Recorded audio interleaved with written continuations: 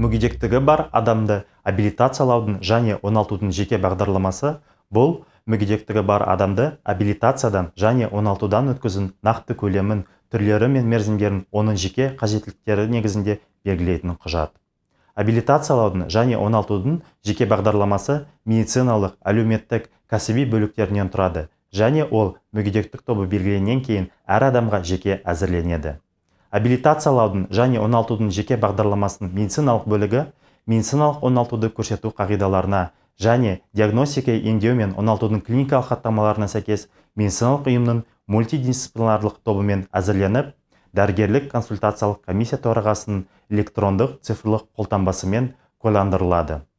Абилитациялаудың және оңалтудың жеке бағдарламасының әлеуметтік бөлігі жүргізілген оңалту сараптама диагностикасының нәтижелеріне және мүгедектігі бар адамның оңалту іс-шараларын жүргізуге қажеттілігіне қарай 031 нысаны бойынша медициналық әлеуметтік сараптама қорытындысында көрсетілген оңалту іс-шараларын жоспарын ескере отырып, медициналық әлеуметтік көрсетілімдер мен қарсы көрсетілімдер негізінде медициналық әлеуметтік сараптама бөлімшесімен әзірленеді.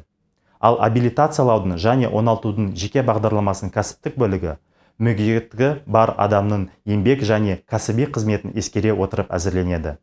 Сонымен қоса, абилитациялаудың және оңалтудың жеке бағдарламасы әрбір оңалту іс-шарасын іске асыру мерзімін көрсете отырып, мүгедектікті белгілеу мерзіміне әзірленеді.